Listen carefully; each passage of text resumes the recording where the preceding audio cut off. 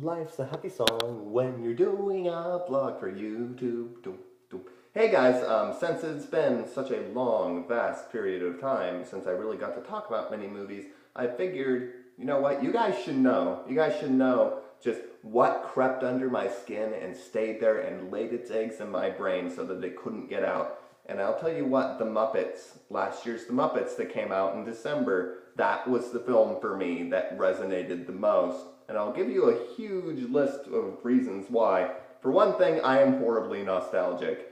I am the type of person where, I'll tell you what, if you play a theme song from my childhood and a movie and you like remaster it and you make it beautiful again, I will be down there weeping. I am horribly biased as far as that's concerned. And The Muppets was basically the film that said, hey, you know all those childhood memories that you have locked up in your brain?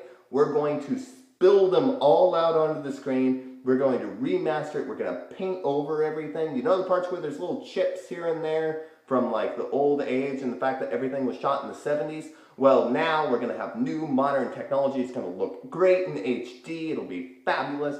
And I was sitting there going, oh my God, they're singing the Muppet Show theme. That was the point where it kind of hit me in the head, like it literally did. I was enjoying the film immensely, and then they played that little bit, and I was like, I'm sold. This is the greatest film of the year for me. I know it's probably not the greatest film that was shot that year, but man, oh, the nerd tears just like came dripping down, and I was like, Muppets. Reason number two.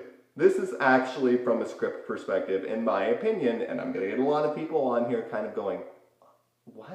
I actually think this is the best written of the Muppet films by quite a stretch. And I'll tell you why. Jim Henson, I think, was a visionary man. I think he was somebody who just kind of did things on impulse. And I kind of feel like the original Muppet movie, if you look at it from a script perspective, it isn't all that great of a script. What made it great is that you could almost feel the essence of Jim Henson leak through it. Because when you go back, it actually has a lot of faults. The structure's all over the place. There's a lot of filler. A lot of the comedy routines that were probably funny back in like the 1970s is no longer relevant. And then you look at this new film, and I feel like the structure just works a lot better than any of those other films because you introduce it from the perspective of an outsider looking in. You have the fish out of water story, really, with the character of Walter and all these other characters that Jason Segel and his team had invented.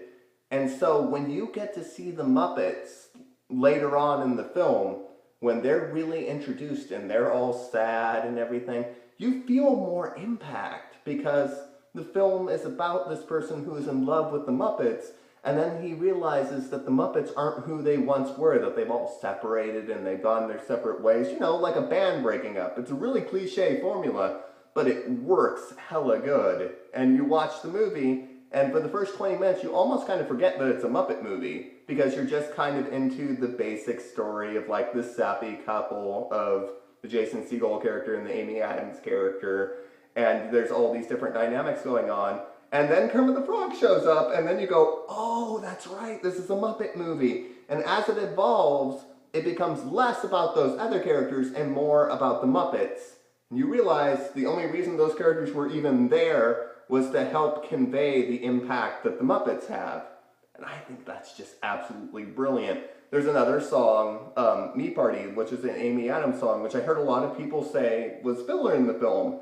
But then I look at it, and her singing and her emotions about her relationship with the Jason Segel character mirrors what's going on with Kermit the Frog and Miss Piggy. So later on in the film, when the Jason Segel and the Amy Adams character get together, you see the cogs working in Kermit's head like, maybe I could patch things up. And that has a huge impact on the rest of the story. Nothing is here that's really expendable. If you look at the deleted scenes from the film, they cut out a lot of filler stuff. There's a funny bit with Billy Crystal that was going to be in there. A lot of celebrity cameos that got hacked because, you know what? They were actually genuinely concerned about presenting a really good story. While it's a cliche story, it's the Muppets, so you can kind of forgive it. That's the leeway that I'm going to make. And I realize it sounds like a cop-out, but whenever people say, Oh, it's just such a cliche concept. I always have to cop out of. It's the Muppets!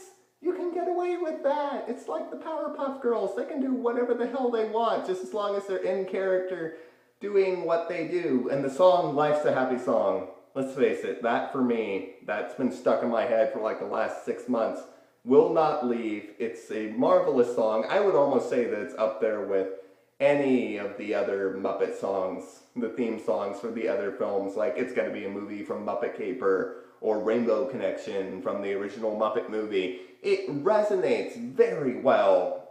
All the songs are incredibly catchy. I wish this songwriter, I really want Disney to use him again for other projects in the future because he did such a marvelous, fantastic job with it. What else can really be said?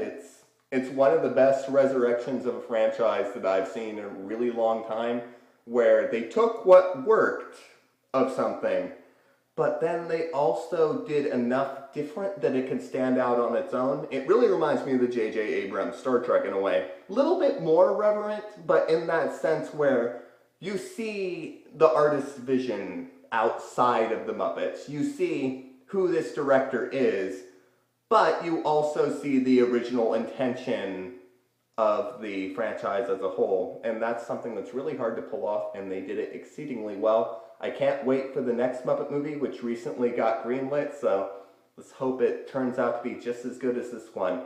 And with that, hi-ho, this is Caleb here, and I am signing out. That was the worst Kermit the Frog impersonation that you have probably ever heard, but you will forgive me. Hopefully, forgive me.